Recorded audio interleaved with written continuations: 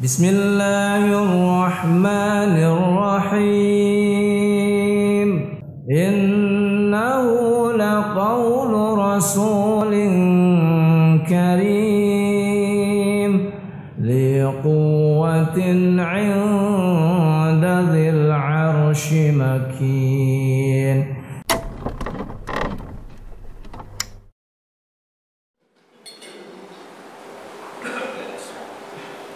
Assalamualaikum warahmatullahi wabarakatuh.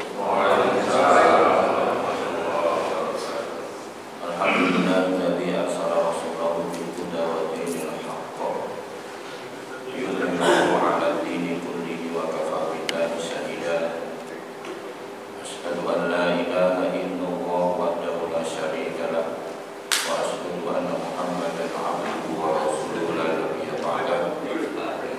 Allahumma shalli wa sallim wa barik ala Muhammad wa ala alihi wa sahbihi wa man tabi'ahum bi ihsan ila yaumil qiyamah. Amma ba'du. Ikhwani fiddin, jamaah salat subuh rahimani wa rahmatullah. Kita lanjutkan kembali kajian kita berkenaan dengan kitab tauhid yang disusun oleh Syekh Muhammad Al-Tamimi rahimahullah taala dengan syarah al-qaulul mufid dari Syekh Al-Utsaimin rahimahullah taala. Pada pertemuan sebelumnya kita telah bersama-sama mempelajari hal yang berkaitan dengan masalah sihir, bahwa sihir itu adalah sesuatu yang tersembunyi dan lembut sebab-sebabnya. Jadi datangnya sihir itu dari arah yang tidak disadari atau diketahui. Karena penyihir itu rata-rata biasanya menggunakan metode cara-cara yang tersembunyi. Sehingga sesuatu yang tersembunyi, tidak terlihat sebabnya, terus tiba-tiba memberikan efek pengaruh, maka itu termasuk bagian daripada sihir. Tapi kalau terlihat sebabnya, maka tidak termasuk sihir. Contoh, seseorang membuat makanan di dapur, dia potong-potong bahannya, dia bersihkan, dicuci, terus digoreng, dimasak, kemudian jadi makanan. Itu tidak termasuk sihir. Kenapa? Karena sebabnya terlihat. Cara dia membuat makanan itu terlihat. Tapi kalau tiba-tiba dia mengucapkan sesuatu, tiba-tiba datang makanan, nah itu sihir karena tidak kelihatan sebabnya, tidak disadari sebabnya. Makanya sihir itu adalah sesuatu yang khafiyah wala tufa sababuhu, sesuatu yang tersembunyi dan lembut, tidak terlihat sebab-sebabnya. Kita juga sudah pelajari kemarin bahwa yang namanya sihir itu sebagiannya ada yang menjatuhkan pada kekufuran, di pelakunya dihukumin kafir. Tapi ada juga sihir yang menjadikan pelakunya itu hanya fasik, tidak sampai kafir. Nah, itu dibedakan dari metodenya, caranya dia membuat sihir itu. Kalau dia menggunakan bantuan jin dan syaitan, dengan takorruh, dengan tumbal dan sebagainya, dengan sesaji, itu bisa menjatuhkan kepada kekufuran. Tapi kalau hanya sekedar dengan mantra-mantra, obat-obatan, ramu-ramuan, jamu-jamuan, tapi tidak menggunakan bantuan jin dan syaitan, maka tidak termasuk kafir. Tapi walaupun begitu juga diharamkan, karena itu adalah bagian daripada sihir yang memang secara umumnya diharamkan, bahkan termasuk satu dari 7 dosa yang membinasakan. Bahkan di dalam hadis yang kita sudah pelajari, kedudukan pengharamannya itu kedua setelah syirik kepada Allah Subhanahu wa Ta'ala. Ini menunjukkan beratnya, besarnya dosa sihir. Dan kita juga sudah pelajari kemarin bahwasanya berdasarkan riwayat dari salafus soleh dulu, 3 orang sahabat, Hafsah, Umar, Jundub, Al-Khair radhiyallahu anhum, bahwa mereka dulu membunuh para tukang sihir. Jadi tukang sihir itu dalam Islam hukumannya kalau terbukti, ya, tidak hanya sekedar dugaan, ya, tuduhan, tapi benar-benar terbukti, ya, bisa dengan pengakuan misalnya, maka hukumannya adalah dibunuh. Tapi sekali lagi, membunuh tukang sihir itu adalah wewenang penguasa, tidak setiap orang bisa melakukannya, nanti terjadi kekacauan, ya. Baik itu yang menggunakan jin dan syaitan maupun yang tidak, hukumannya dibunuh. Kalau yang menggunakan jin dan syaitan, ya jelas karena itu kekufuran, kesyirikan. Dan kalaupun dia sudah dibunuh, tukang sihir itu nanti tidak dimandikan, tidak dikafani seperti layaknya, tidak disolatkan, dan tidak dikuburkan di kuburan kaum muslimin, karena dia matinya dalam kondisi murtad atau kafir. Tapi kalau sihirnya tidak menggunakan bantuan jin dan syaitan, dihukum bunuh. Hukuman bunuh itu dianggap sebagai kafarah, jadi sebagai pembersihan atas dosa-dosanya.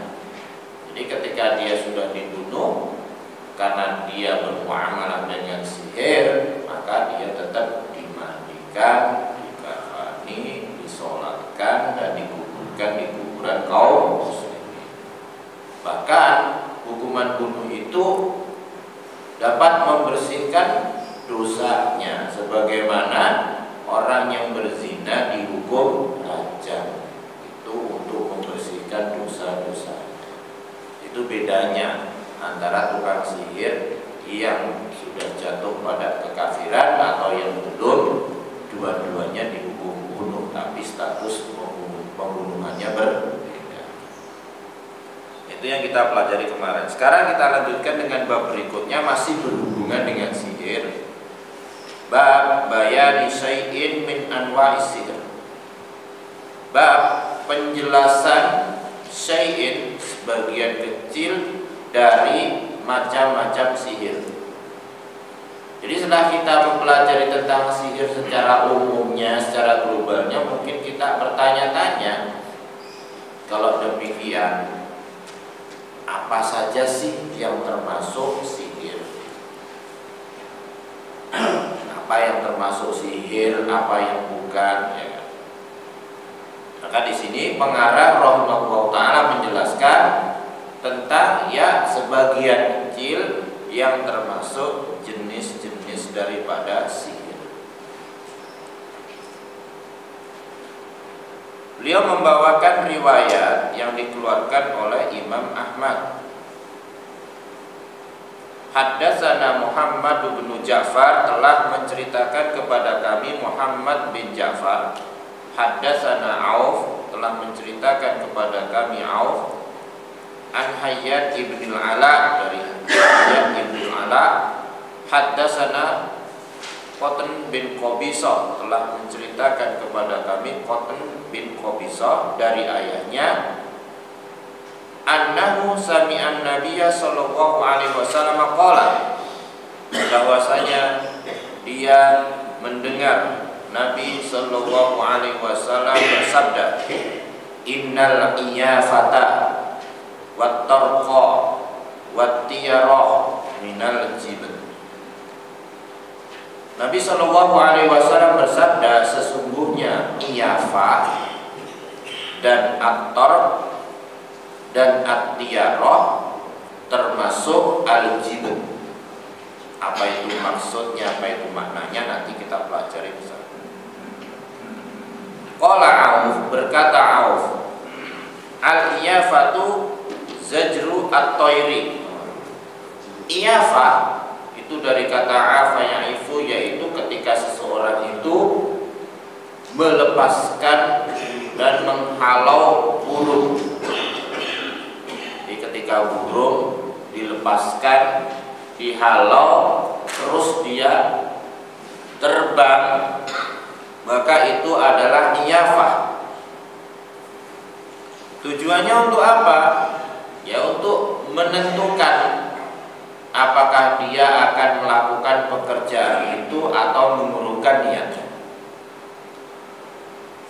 Jadi ketika dilepaskan burung terus mungkin terbangnya ke kanan, maka mereka menganggap itu sebagai hal yang baik, petanda baik. Maka mereka pun melanjutkan niatnya tadi. Tapi kalau burungnya dilepas terus terbangnya ke arah kiri, nah, mereka menganggapnya sebagai petanda burung. Akhirnya mereka pun mengurungkan niatnya. Tapi kalau burungnya terbangnya ke depan gimana? Gak ke kanan, ke kiri. Ya mereka sih biasanya ngulangin lagi, Pak. Burungnya kan nanti balik lagi, kemudian dilepaskan lagi. Jadi mereka itu dengan kemana burung itu terbang, itu menentukan kejadian yang ada di muka bumi. Yang itu sudah jelas gak ada hubungannya sama sekali. Emang burung itu tahu kalau akan terjadi sesuatu yang baik sehingga dia kemudian terbangnya ke kanan, atau akan terjadi kejadian yang buruk sehingga dia terbangnya ke kiri? Kalau burungnya pinter diprank itu. Tapi kan burung tidak tahu apa-apa. Dia terbang ke kanan ke kiri atas kehendak Allah Subhanahu wa Ta'ala. Dan tidak ada sedikit pun hubungannya dengan kejadian di muka bumi. Nah, sehingga mereka itu dahulu menentukan kebaikan dan keburukan, menggantungkan hal yang baik dan yang buruk berdasarkan sesuatu yang gak jelas, yang gak nyambung, yang gak berhubung. Maka itulah termasuk juga bagian daripada sihir.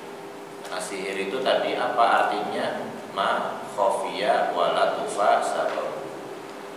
Apa yang tersembunyi atau tidak terlihat, lembut sebab-sebabnya. Jadi nggak ada hubungannya sama sekali. Beda orang misalnya nih sakit, kemudian minum madu atau obat tertentu, kemudian dia merasakan efeknya secara langsung. Nah, itu tidak termasuk daripada sihir. Ya. Tapi kalau dia misalnya sakit minum air, kita nggak bilang air putih itu memang kesehatan ya, tapi air dimasukin apa benda tertentu yang nggak berhubungan sama sekali, terus dia minum, dia kemudian bilang saya sekarang sudah sembuh. Nah, itu bisa termasuk daripada sihir. Jadi bukan karena airnya ya, karena air itu air putih lah yang memang secara umumnya dijadikan oleh Allah sebagai sesuatu yang baik seringkali dijadikan metode untuk berobat. Jadi minum, disiramkan di atas kepala atau dibuat mandi. Bener nggak sih? Air mengandung hal-hal yang bermanfaat yang diciptakan oleh Allah Ta'ala, ya kan? Tapi tadi dikaitkan dengan sesuatu yang nggak nyata, dimasukin benda tertentu gitu. Dan air banyak sekali digunakan sebagai metode untuk pengobatan, untuk ruqyah, ya kan? Bahkan Nabi Shallallahu Alaihi Wasallam pernah kan beliau sakit, kemudian beliau pingsan kalau nggak salah, kemudian beliau minta air, kemudian mandi, ya kan? Supaya bisa seger kembali, kemudian sholat di masjid.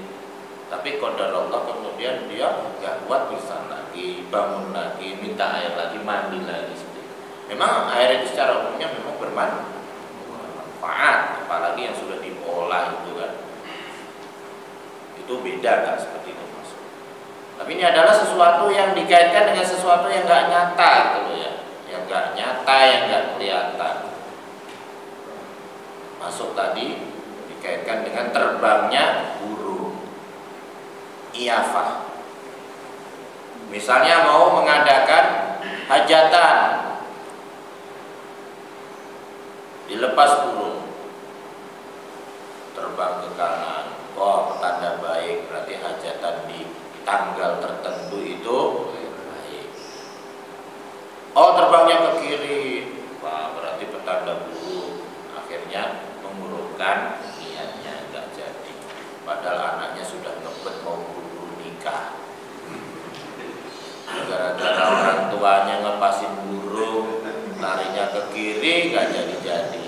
Lah kalau ke kiri terus gimana? Anaknya nggak jadi nikah, nanti kasihan.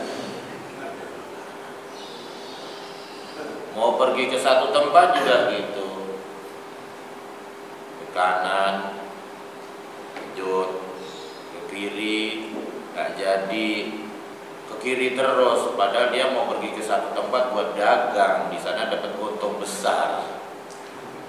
Ya sayang rezekinya dilepaskan begitu saja karena hal-hal yang tidak jelas. Jadi dulu tuh begitu orang-orang Arab jadi. Makanya innal iyafata wattarqa, at-tarq itu ditafsirkan al-khattu yukhattu fil ardi, yaitu orang membuat garis di atas tanah. Itu juga termasuk bagian daripada sihir. Emang dengan membuat garis di tanah itu secara otomatis langsung terjatuh dalam sihir? Memang tidak selalunya begitu. Kadang orang membuat garis di tanah untuk membuat tanda kan, atau untuk membuat peta. Atau Nabi Shallallahu Alaihi Wasallam pernah juga kan ketika beliau menjelaskan tentang beberapa perkara, tentang Islam, tentang larangan-larangan, kemudian tentang batasan-batasan syar'i, beliau membuat di tanah garis-garis seperti itu. Atau membuat garis untuk memberi batasan ketika sholat kan, kalau nggak ada apa-apa boleh pakai garis. Tapi yang dimaksudkan dalam hadis ini bukan garis yang ditujukan untuk hal-hal tadi, tapi garis ini dibuat untuk semacam ramalan. Ini termasuk juga bagian daripada sihir. Tukang sihir, tukang ramal, dukun kan seringkali juga dalam sihir mereka, dalam perbuatan mereka, praktek mereka itu membuat suatu gambaran-gambaran itu. Itu juga yang dilakukan oleh orang-orang jahiliyah dahulu. Di tor itu kalau secara bahasa dari kata toroko yatruku yang artinya mengetuk. Jadi mereka seolah-olah membuat ketukan di tanah. Makanya jalan itu dalam bahasa Arabnya thorik, karena sering diketuk oleh manusia kalau jalan, diketuk oleh binatang kalau dia jalan, diketuk oleh kendaraan kalau dia jalan. Makanya jalan itu disebut thorik. Ya.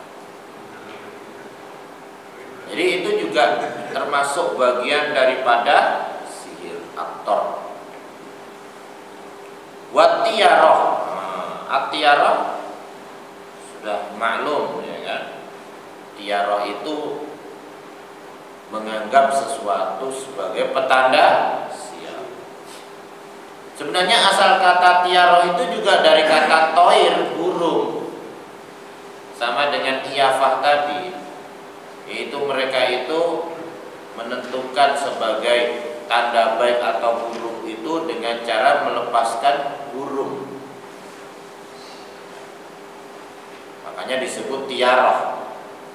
Tapi kemudian lama kelamaan istilah tiyaroh ini ditujukan untuk setiap sesuatu untuk menentukan petanda baik maupun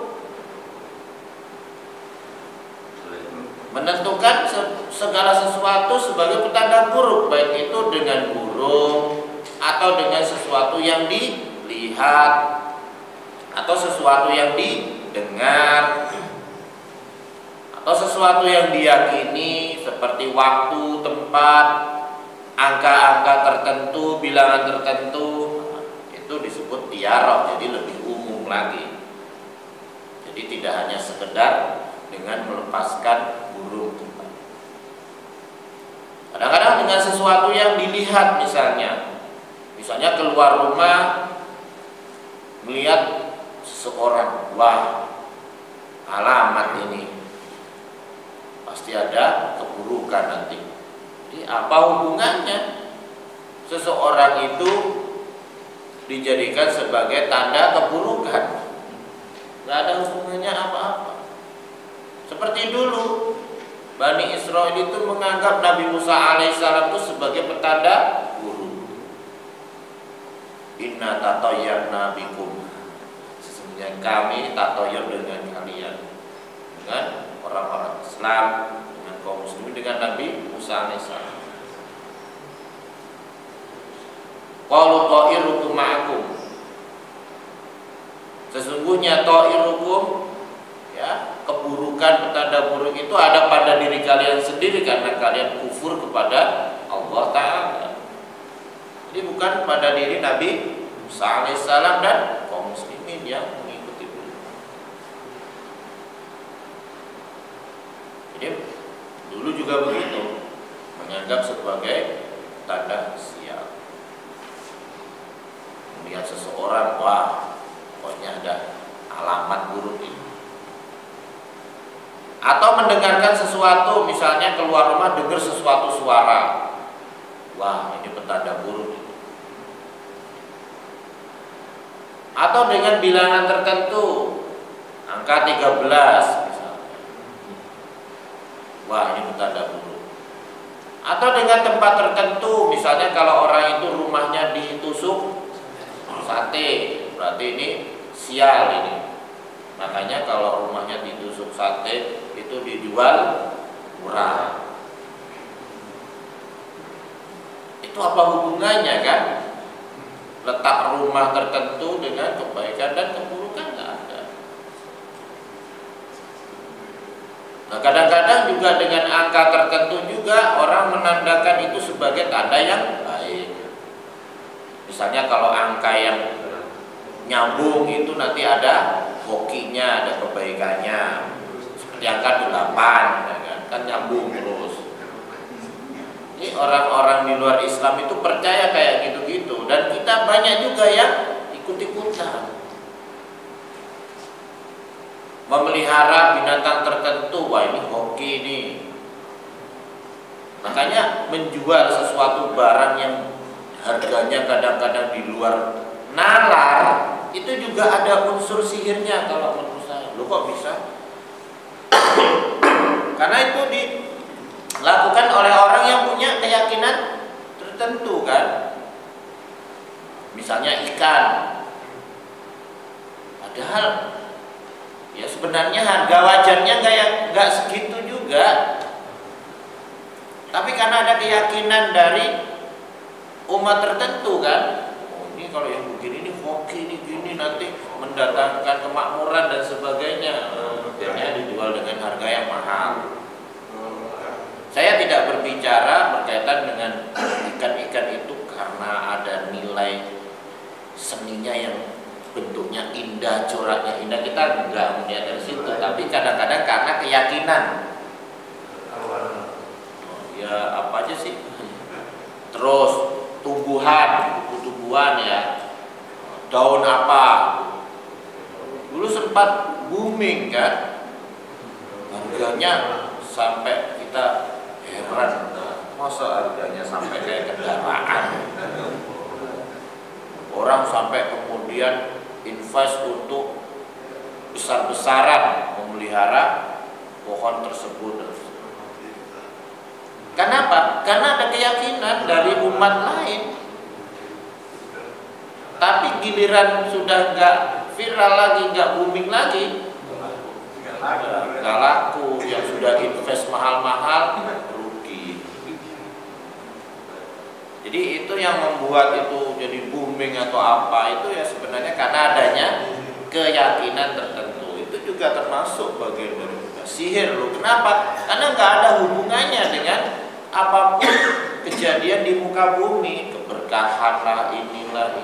Itu mengaitkan sesuatu dengan hal yang tidak jelas. Ada juga yang sebagian kemudian ikut memelihara dan berjualan dan bilang, mumpung saya emang nggak meyakinin, yang penting kan dapat duit gitu. Mereka mau, ya saya jual mahal. Itu gimana? Tetap aja kalau menurut saya nggak boleh. Kenapa? Karena itu bagian dari ta'awun alal ismi wal udwan. Lah bisa juga itu termasuk selain ta'awun alal ismi wal udwan, itu termasuk dalam bab apa? Membuang-buang harta. Iya enggak? Jadi kita menolong orang untuk buang-buang harta, uang sekian ratus juta masa buat beli satu pot tanaman apa itu yang enggak jelas.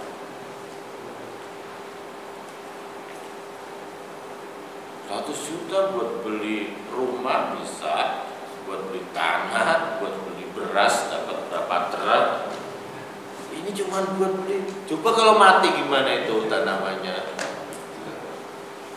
Tapi kan benar itu ada yang sampai 100-an juta kan dulu. Nah itu juga bagian daripada sihir. Walaupun dia melihatnya bukan sebagai petanda buruk, tanda baik. Kalau punya tanaman kayak gitu, tetap aja nggak boleh. Kenapa? Karena nggak ada hubungan, nggak ada hubungan.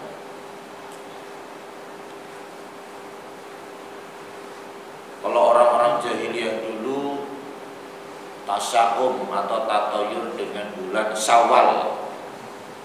Jadi menganggap bulan Syawal itu bulan sial kalau mereka mengadakan hajatan, pernikahan. Kalau di kita bulan Suro ya, Suro. Tapi dibatalkan oleh Rasulullah Shallallahu Alaihi Wasallam, di mana beliau menikahi Aisyah radhiyallahu anha di bulan Syawal. Berkumpul dengan Aisyah radhiyallahu anha di bulan Syawal. Dan ternyata nggak ada pun keburukan yang terjadi, bahkan pernikahan yang barokah. Pernikahan yang paling barokah. Bahkan Aisyah radhiyallahu anha berbangga, siapa wanita yang lebih beruntung daripada beliau? Tidak ada, karena beliau adalah istri yang paling dicintai oleh Nabi Sallallahu Alaihi Wasallam. Ini tidak membandingkan dengan Khadijah ya. Karena para ulama khilaf berbeda. Ada yang mengatakan Aisyah paling afdol, ada yang mengatakan Khadijah paling afdol. Alhamdulillah. Tapi itu untuk membantah orang-orang jahiliyah dulu. Bulan Syawal bukan pertanda dulu. Makanya kita sekarang banyak orang nikah bulan mumpung pas libur, mumpung duit lembarannya masih ada. Nah itu sih nggak ada masalah. Misalnya orang bikin hajatan pernikahan di tanggal muda, itu sihir nggak sih? Ya enggak lah. Itu kan sebabnya kelihatan orang pada gajian kan. Jadi dia tidak mengharapkan,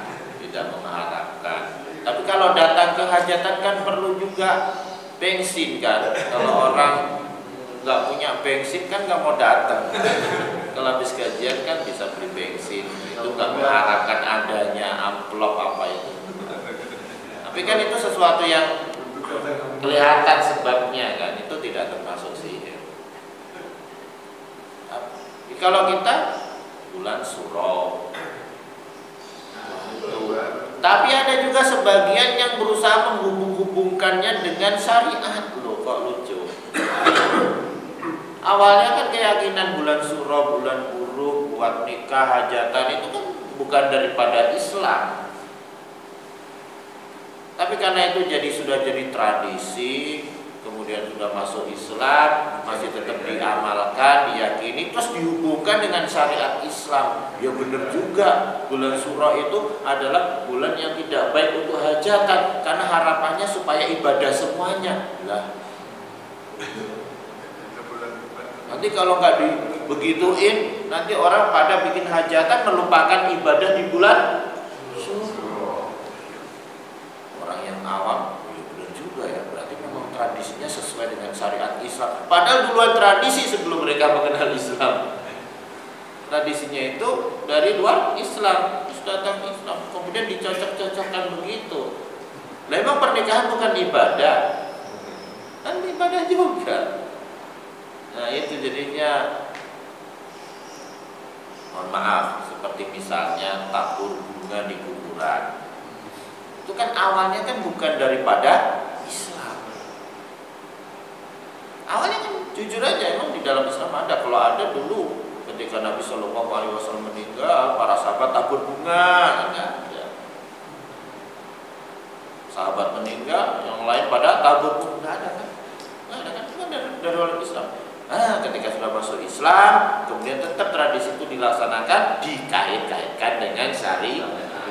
Kaitannya gimana? Dulu kan pernah Nabi Shallallahu Alaihi Wasallam melewati 2 kuburan, kemudian meminta apa?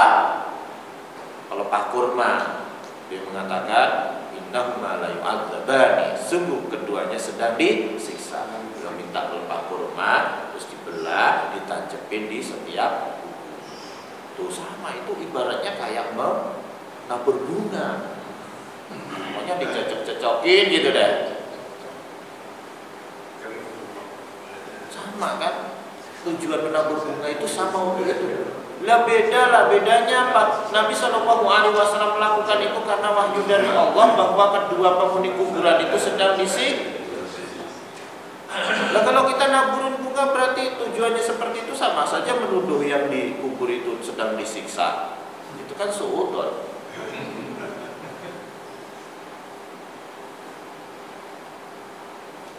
Lah kalaupun orang yang disiksa itu orang kafir yang nggak bermanfaat, ditabur bunga setruk pun. Iya benar. Ya kan, kalau orang yang beriman, kalau benar-benar nih kita tahu sedang disiksa, kita tancapin pelepah kurma, ya tujuannya supaya diringankan siksa. Itu pun juga kalau yang melakukannya Nabi Shallallahu Alaihi Wasallam, bukan nih. Nah itu, paham nggak maksudnya? Awalnya itu amalan itu karena tradisi dari Islam, kemudian ketika datang Islam tetap dilakukan, dicocok-cocok, dicarilah pembenaran, cari pembenaran. Apalagi sayang banget beli bunga kadang mahal. Coba disedekahin aja uangnya untuk yang meninggal, pahalanya insya Allah nyampe, daripada dibuang-buang. Wah, kalau diharamkan tabur bunga nanti kasihan yang jualan bunga dong. Lah bisa aja dia jualan bunga buat perhiasan pernikahan kan boleh, kalau itu mah nggak ada masalah ya enggak. Apalagi kadang-kadang mohon maaf nih ya, ketika ada orang meninggal kirim karangan bunga itu mahal itu, bisa jutaan. Sayang ini banyak jadi sampah. Itu jelas itu dari luar Islam ya, jelas.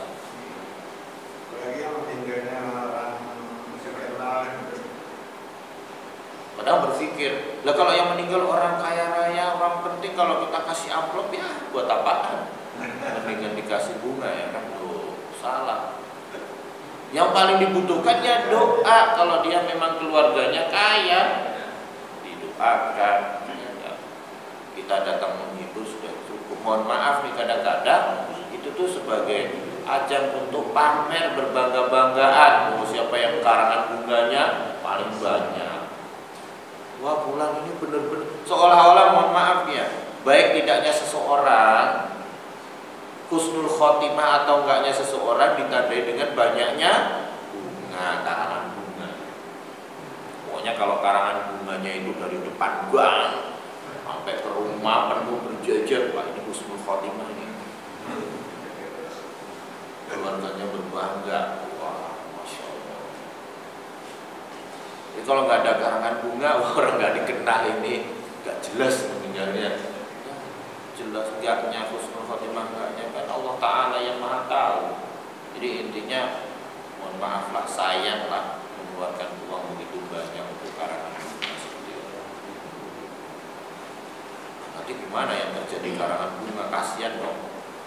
Kan banyak saudara-saudara kita yang kerja di karangan bunga juga gimana. Nah, sebenarnya kan rezeki itu bisa dari arah mana saja. Kalau kita melihat bekerja di situ itu sebagai sesuatu yang lebih banyak mudorotnya. Saya nggak bilang jual bunga itu mudorot semua, enggak, banyak juga kan untuk kebaikan juga lah. Nanti beli bunga mawar kasih istri kan, masya Allah. Wanita kan suka bunga, apalagi bungawan.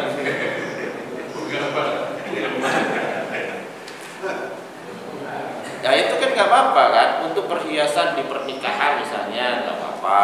Ya yang penting dalam batas kewajaran. Sesuatu kalau dalam batas kewajaran, karena memang bunga itu memang tabiatnya indah, bisa dijadikan suatu perhiasan.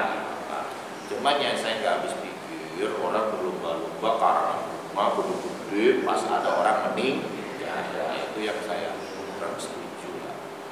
Untuk pernikahan gimana? Pernikahan juga ya ada baiknya ada buruknya juga. Kalau itu tujuannya untuk hiasan, oke lah, hiasan ketika tempat hajatan seperlunya. Tapi kalau itu untuk kiriman selamat pernikahan bulan, itu sayang gitu. Nanti kan jadinya ujung-ujungnya. Jadi intinya perhiasan tuh kalau berlebih-lebihan juga bisa menjadi tidak ada 1 jutaan kan karangan bunga ada, paling murah kan 500.000. Saya bang itu saya tadi makan kambing jadi sama kamu ala kuliah. Baik, kembali lagi. Jadi atiyarah itu menganggap sesuatu sebagai petanda, bisa dengan apa yang dilihat, apa yang didengar, kemudian bilangan tertentu, kemudian waktu tertentu, atau apapun pokoknya yang tidak jelas sebabnya. Sebagaimana kalau nggak salah ada hadis ya, kalau memang syukum petanda buruk itu ada, biasanya pada tempat tinggal, kendaraan, terus istri gitu kan. Itu bagaimana? Apakah terkadang seorang istri itu bisa menyinwahi petanda sial? Wah, beli kendaraan, ini petanda sial. Tempat tinggal, ini petanda sial. Maksudnya bagaimana itu hadis yang mulia tadi kan? Kata ulama maksudnya begini. Jadi memang kadang-kadang orang misalnya kendaraan taruhlah kan, kendaraan taruh, dia beli bekas, bentar-bentar rusak, benerin. rusak lagi benerin. Maka secara logika ya lebih amannya dijual. Ya kan, kenapa? Daripada pengeluarannya lebih banyak dari manfaatnya. Istri ya, nggak selalunya begitu langsung. Seperti mana ketika Nabi Ibrahim alaihissalam mengunjungi Nabi Ismail, kemudian beliau nggak ada, ditanyalah istrinya, gimana kehidupan kalian? Oh, kami susah lah, gini, ya kan? Kemudian udah kalau gitu pesen kepada suamimu mengganti palang pintunya, artinya disuruh menceraikan. Kenapa? Karena ngeluh terus. Tapi nggak selalunya begitu. Kita punya istri baru ngeluh bentar, tetangga sial ini. Ya naudzubillah, jangan begitu. Itu justru ujian bagi suami untuk mendidik, mentarbiyah istrinya bersabar. Ya, namanya juga wanita diciptakan dari tulang rusuk ya. Jadi masih banyak kekurangan, wajar lah. Tapi kalau memang sudah berusaha, bersabar, ya kan, benar-benar tidak ada kebaikan, tidak ada perubahan, dan kesalahannya juga tidak bisa ditolerir, misalnya, benar nggak bisa diluruskan, ya itu mungkin lebih baik diluruskan. Tapi kalau hanya kesalahan yang bisa ditolerir, ya juga manusia, apalagi wanita, wajar. Makanya istausu bin nisa'i khairan. Nabi sallallahu alaihi wasallam berpesan, pergauli wanita itu dengan cara yang artinya tengah-tengah lah, ya kan. Kalau menghadapi istri yang salah gini-gini, maklum, sabar. Tapi kalau sudah parah banget, gak pernah sholat, gak pernah mau berjilbab, maksiat terus, drakoran terus, itu baru mungkin mengambil tindakan yang lebih keras. Itu bisa dianggap ini ada tanda sialnya, bisa. Ala kulli hal. Jadi innal iyafah watar watiyarah minal jibat, termasuk al-jibat. Al-jibat ada yang menafsirkan yaitu sihir. Tapi di sini Al-Auf rahimahullah taala menafsirkan bahwa Al-Hasan Al-Basri rahimahullah mengatakan al-jibat rannatus syaiton. Rannah itu ya irama. Ronnah mungkin seperti HP itu ada kan ronnahnya, irama, rington. Ronnatus syaitan, irama daripada syaitan. Apa hubungannya al-jibat itu sebagai ronnatus syaitan dengan sihir? Hubungannya adalah bahwa sihir itu ya seolah-olah adalah bagaimana ketika syaitan itu kemudian memberikan apa ya, iramanya, suaranya, ya, kemudian menyampaikan hembusannya, kemudian mantra-mantranya seperti itu. Itu al-jibat ronatu syaitan. Karena ada yang menafsirkan al-jibat itu sihir. Jadi mungkin saling berhubungan antara sihir itu dengan ronatus syaitan sendiri. Karena ketika seorang tukang sihir itu membuat sihirnya kan kadang-kadang dicampur dengan mantra-mantra, itu dianggaplah sebagai mantra daripada syaitan, irama syaitan, suara-suara. Isnaduhu jayyid, sanadnya baik. Tapi ini sebagian ulama mengkritisi daripada sisi sanadnya, yang sebenarnya sanadnya kurang tepat kalau dikatakan jayyid. Tapi kalau dari sisi matanya bunyi hadisnya, bunyi riwayatnya itu sesuai dengan kaidah syariat, sesuai dengan dasar-dasar pokok-pokok garis besar syariat, maka itu bisa dikatakan matanya baik, bukan sanadnya baik. Jadi sesuai. Karena banyak juga hadis-hadis yang kalau dilihat dari sisi sanadnya itu mungkin tidak sampai pada sanad yang jayyid ataupun hasan, tapi dari sisi maknanya sesuai dengan garis-garis dasar syariat, karena ada hadis yang lain yang menjadi dalil, maka tidak ada masalah. Jadi tidak ada masalahnya. Kemudian berikutnya, wa Ali bin Abbas radhiyallahu anhuma qala Rasulullah sallallahu alaihi wasallam man ikhtabasa syu'batan minan nujum faqad tabasa syu'batan minas sihr zada ma zada, rawahu Abu Dawud wa isnaduhu shahih. Dan dari Ibnu Abbas radhiyallahu anhuma beliau berkata, Rasulullah sallallahu alaihi wasallam bersabda, "Mane ketabasa, barang siapa yang mengambil syu'batan minan nujum." Syu'bah satu bagian daripada nujum, bintang-bintang. Bukan artinya mengambil bintang gitu kan, nggak bisa. Maksudnya mengambil sebagian dari ilmu perbintangan.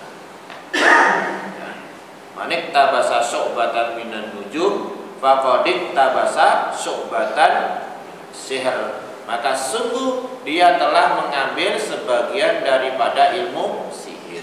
Zada mazada, semakin bertambah banyak sihir yang diambil. Ini kaitannya dengan ilmu perbintangan. Maka barang siapa yang mengambil, mempelajari syu'batan sebagian daripada ilmu nujum, perbintangan. Ilmu perbintangan itu ada dua, ada yang boleh, ada yang nggak boleh. Kalau yang boleh itu tujuannya untuk taisir, yaitu memudahkan. Karena memang Allah Subhanahu wa taala menciptakan bintang-bintang di langit itu antaranya adalah untuk perhiasan di langit. Walaqad zayyana as-samaa'a dunya bimasabiha, dan sungguh telah kami hiasi, kata Allah Ta'ala, langit dunia itu dengan lampu-lampu. Maksudnya adalah bintang-bintang. Di bintang-bintang di langit itu, di antara tujuan diciptakan adalah untuk perhiasan di langit. Dulu zaman gak ada listrik, gak ada gadget, gak ada kotak nyala, televisi. Orang hiburannya di luar. Apalagi kalau listriknya udah mati jam 8, jam 9 karena pakai apa, gadget, apa, keluar rumah semuanya. Itu kalau pas malam yang cerah, Masya Allah, bintang-bintang bertaburan di langit. Itu hitung bintang aja sampai malam gak kelar, sampai menikmati keindahan bintang. Ya enggak? Makanya sekarang banyak orang yang pengen kembali ke nature ya. Ketika di rumah, nah ini langit-langitnya dikasih bintang ya. Jadi kalau melihat ke atas kayak beratapkan bintang dan langit. Dan kamar-kamar anak suka gitu. Lihat ke atas itu indah sekali. Apalagi kalau listrik nggak ada itu benar-benar kelihatan. Nah, sekarang masalahnya anak-anak itu udah nggak menikmati kayak gitu lagi. Orang hiburannya udah di rumah. Pokoknya nggak pernah noleh dah. Nggak pernah noleh. Dulu kan gitu, Masya Allah. Makanya banyak juga menggambarkan keindahan itu dengan bintang di langit. Walaupun bintang di langit begitu banyak, tapi ada satu bintang yang aku cintai. gombalan suami kepada istri. Nah itu karena perhiasan di langit. Itu fakta dari Al-Quran bahwa bintang di langit itu sebagai suatu perhiasan. Wa ja'alnaha rujuman lisyayatin, sebagai alat untuk apa? Melempar syaitan yang mencuri-curi berita dari langit. Maksudnya yang dilempar itu kata ulama bukan bintangnya, tapi ada api suhuban kalau dalam surat jin ya. Api itu yang dilemparkan untuk membakar syaitan. Terus di samping itu untuk apa? Bintang-bintang di langit itu untuk alamat, tanda, wa alamat wa bin najmi hum yahtadun, sebagai tanda-tanda. Dan dengan bintang mereka bisa mendapatkan petunjuk. Artinya apa? Dengan bintang yang ada di langit itu mereka bisa tahu mana arah. Dulu kan nggak ada kompas. Bisa tahu ini datang musim apa, karena bintang-bintang tertentu itu datangnya pada musim tertentu. Makanya yang namanya rasi-rasi bintang itu ada dulu dipelajari juga. Bintang-bintang itu kan yang ada di langit muncul di satu titik itu kan berkumpul membentuk konfigurasi tertentu. Dalam Quran juga ada kan, was-sama'i dzatil buruj, demi langit yang memiliki buruj, yaitu rasi-rasi bintang. Ada 12 kan. Sebenarnya rasi bintang ada sekitar 80-an ya, tapi dikaitkan dengan 1 tahun itu ada 12. Makanya ada Gemini, ada Leo, apalagi itu Aries. Itu ada memang karena membentuk bentuk-bentuk tertentu.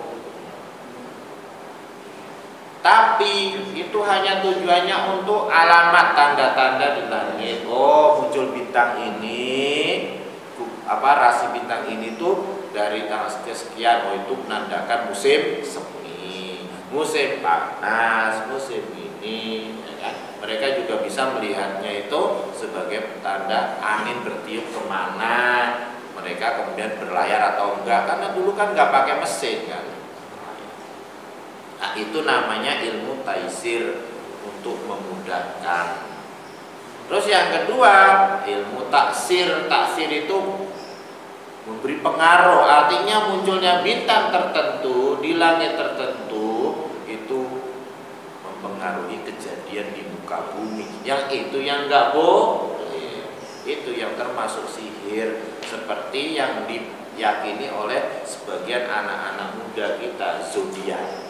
Jadi kalau nanya kamu lahirnya kapan, tanggal sekian, bulan sekian, zodiakmu apa?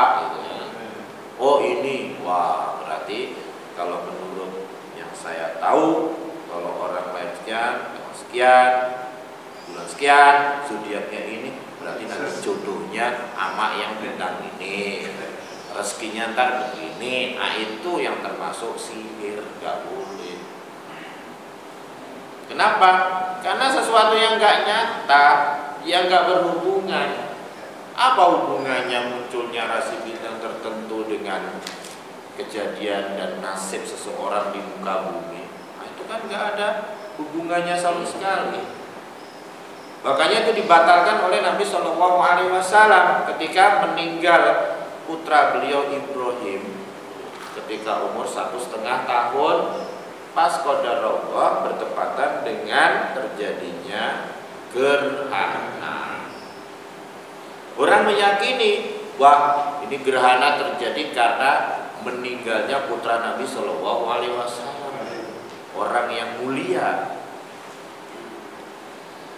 Maka Nabi Shallallahu Alaihi Wasallam ketika sholat gerhana kemudian bangun, beliau berkhutbah, Inna syamsa wal qamara ayatan min ayatillah la yankasifani li mauti ahadin minkum aw li hayatihi.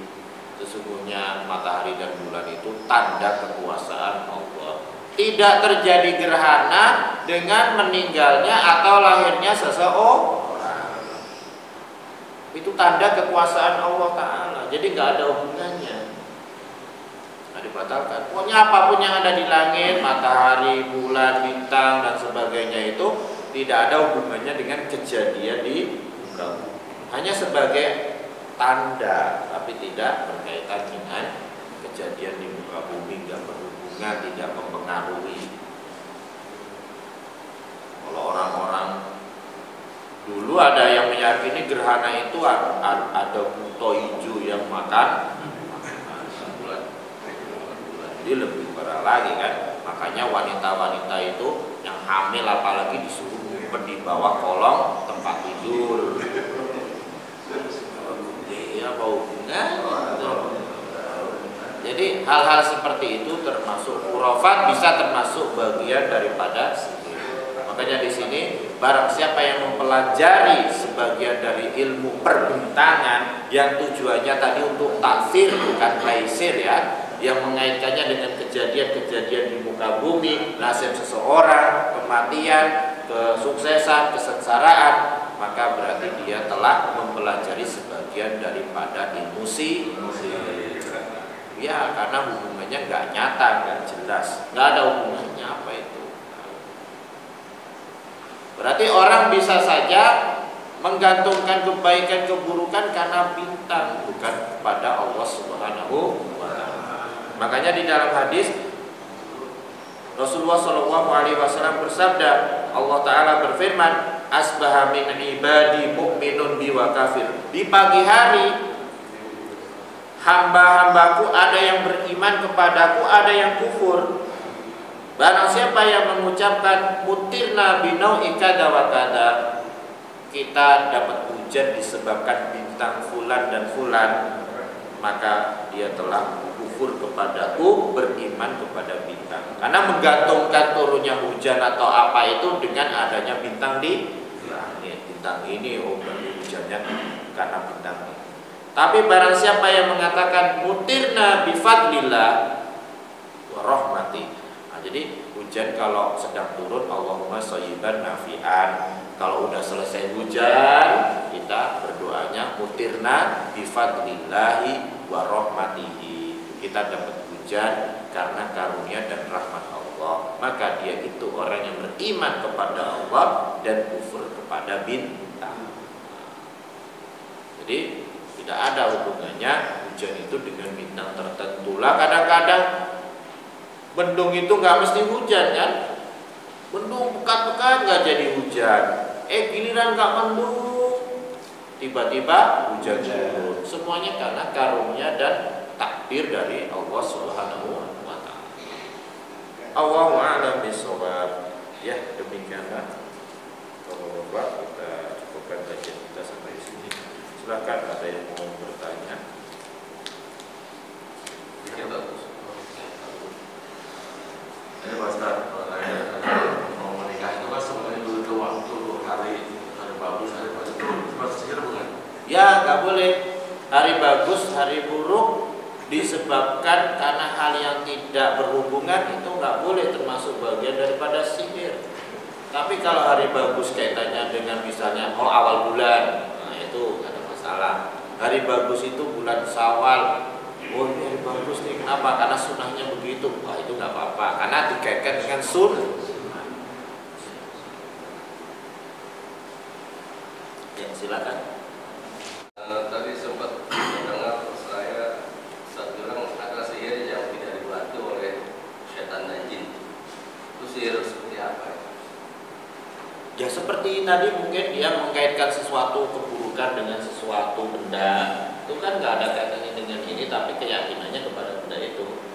Atau sihir yang tidak dibantu dengan jin dan setan, misalnya dulu biasanya orang menggunakan ramu-ramuan, jamu-jamuan, ramu-ramuan misalnya kan.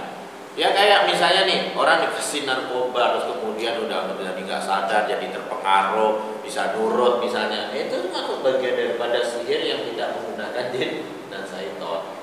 Jadi dengan ramu-ramuan, kadang dengan hipnotis. Nah, itu kan kadang nggak selalunya pakai jin dan setan kan.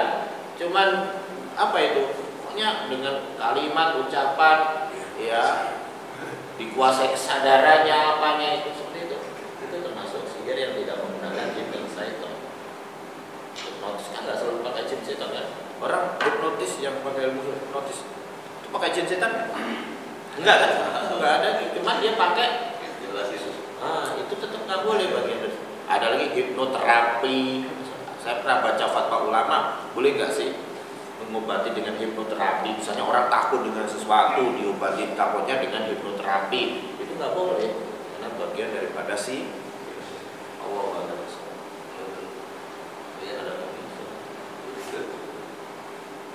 Silakan Pak. Ada seseorang menuduh saudaranya berbuat dosa besar, apakah itu suatu kezaliman? Oh gitu. Menuduh saudaranya melakukan dosa besar, apakah itu suatu kezaliman? Iyalah, kalau memang nggak ada buktinya.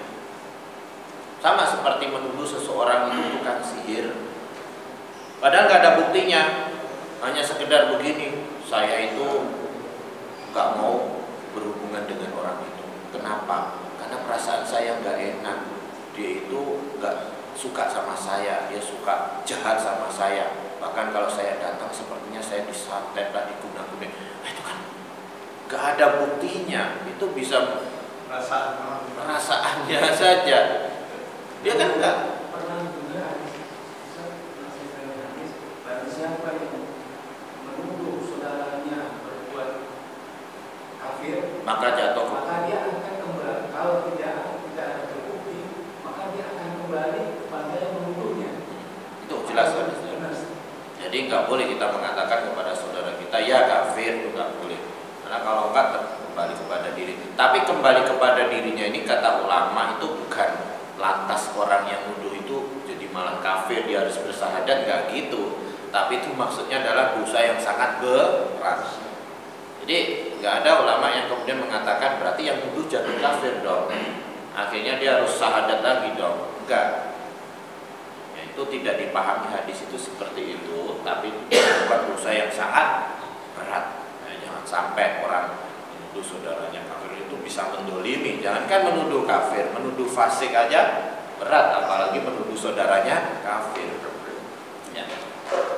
Tapi kadang-kadang kan ulama kan ada yang menghukumi, oh fulan sudah jatuh kafir. Nah itu kan mereka dengan ilmu, bukan sembarangan. Kita nggak boleh. Itu kembali kepada ulama. Tapi kalau kita mengkafirkan seseorang secara umumnya, bukan takyin ya, bukan fulan kafir, tapi secara umum, orang yang melakukan begini ini sudah jatuh kepada kekufuran. Orang yang melakukan perbuatan seperti ini, mengucapkan seperti ini sudah jatuh kepada kekufuran. Itu tidak ada masalah, karena kita nggak mentakyin fulan-fulannya. Kalau ada yang bilang, oh berarti saya masuk dong. Loh saya kan nggak bilang, saya hanya mengatakan orang yang melakukan seperti itu bisa jatuh pada kekufuran. Terus ketika ada orang melakukan itu, ya nanti dilihat dulu syaratnya terpenuhi atau enggak. Oh kalau syaratnya terpenuhi, ada penghalangnya apa enggak? Kalau enggak ada penghalangnya, tetap kembali kepada ulama. Apakah bulan ini sudah dihukumin kafir atau tidak? Kita nggak punya wewenang. Kita nggak punya wewenang untuk memvonis. Karena dosanya itu sama dengan orang yang perbuatannya dosa yang menuduh itu. Misalnya dia menuduh para saudaranya kafir, kafir itu kan dosanya besar sekali. Tuduhan itu tidak terbukti dan memang tidak dimelakukan, maka yang menuduh itu dosanya sebesar itu. Ya maksudnya gitu. Jadi nggak lantas kemudian dia jatuh kepada kekufuran gitu. Karena nggak ada ulama yang berpendapat, setahu saya, berarti dia jatuh kafir, kemudian dia harus syahadat ulang dan sebagainya, atau hapus semua amalnya, enggak gitu juga. Allah bagus. Ada lagi? Masih kita dia bekerja dengan amal saja. Tapi bagaimana dengan amalan puasa tadi? Ya. Ya.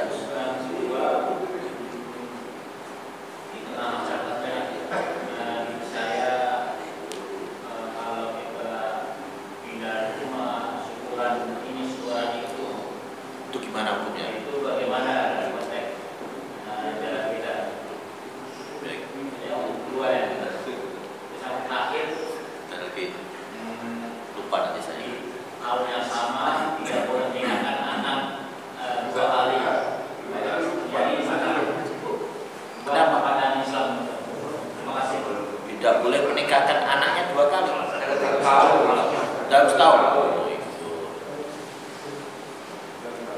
Baik, yang pertama tadi apa coba lupa? Ramalan cuaca. Ramalan cuaca itu termasuk sihir atau enggak sih? Kata ulama seperti Syekh Utsaimin rahimahullah juga beliau membahas itu enggak termasuk. Tidak termasuk sihir atau ramalan yang dilarang, itu bukan. Karena mereka mengkaitkannya dengan apa? Sebenarnya bukan ramalan, perakiraan. Jadi mengkaitkannya dengan hitung-hitungan tertentu, tekanan udara lah, inilah, nggak ada masalah, ya kan? Karena memang turunnya hujan itu bisa dilihat dari pembukaan sebelumnya, ada gini. Tapi itu juga mereka nggak boleh memastikan. Berapa banyak dipastikan turun hujan di Bekasi, ternyata nggak jadi, atau nggak diprediksi turun hujan, ternyata hujan. Semuanya kembali kepada kehendak Allah Ta'ala. Yang kedua apa tadi? Yang kedua apa Pak tadi? Syukuran rumah baru. Sebenarnya istilahnya bukan selamatan ya, tapi bersyukur karena punya rumah baru, pindah rumah baru untuk sedekah. Itu kalau menurut fatwa sebagian ulama yang saya baca seperti Syekh Fauzan nggak ada masalah. Memang nggak wajib, dibilang sunnah juga enggak, tapi boleh. Bukan selamatan, bukan supaya rumahnya selamat atau enggak, karena termasuk bagian daripada bersyukur ya, rumah baru ya kan. Kemudian dia undang teman-temannya makan-makan atau sedekah makanan kepada saudara-saudaranya orang miskin, nggak apa-apa. Tapi sekali lagi itu bukan suatu yang wajib. Kan wajib kan? Sunnah aja juga tidak. Tapi boleh, nggak ada masalah. Nanti kalau dibilang wajib, gimana ya nggak syukuran orang uangnya udah habis buat merenov rumah, bahkan dia masih punya utang di material, suruh buat sebulan lagi harusnya dibantu biar utangnya selesai. Jual lagi rumahnya, syukuran rumahnya nggak ada jadi syukurannya ada. Jadi nggak apa-apa ya Pak ya, tapi istilahnya bukan selamatan, tidak seperti sebagian orang lakukan. Yo rumah diselamatin, terus nanti mohon maaf ya ada kepala kambing atau ayam terus ditaruh di pojokan, ya kan? Nah itu yang nggak boleh, itu syirik. Kenapa? Karena sama saja kita mohon perlindungan kepada jin dan syaitan. Paham? Jadi kalau istilahnya selamatan enggak, tapi istilahnya yang benar syukuran, nggak apa-apa, bersyukur ya kan atas kenikmatan. Itu dikatakan sebagai ulama nggak apa-apa. Terus hukum menikahkan anak sekali, ya nggak apa-apa sih, setahun 2 kali. Orang langsung aja nggak apa-apa. Misalnya ada 2 anak perempuan biar hemat ngirit kan, terus dinikahkan di waktu itu. Pas habis Idul Adha lagi kan, dapat daging banyak, nggak apa-apa. Namanya juga ekonomis kan, nggak ada masalah Pak, nggak ada apa. Kita itu keyakinannya kadang aneh. Kalau anak yang gede belum nikah, anak yang kedua nikah harus bayar. Nah seperti itu nggak ada di dalam Islam. Orang anak yang gede belum mau nikah, belum siap, kayak anak yang keduanya malah udah siap mapan, nggak ada masalah. Masa dia harus bayar kakaknya? Ya begitu ya, jadi nggak ada masalah sih. Wallahu a'lam bishawab. Cukup ya, kita cukupkan sampai di sini. Mudah-mudahan bermanfaat. Kurang lebihnya mohon maaf. Allahumma alimna ma yanfa'una wa anfa'na bima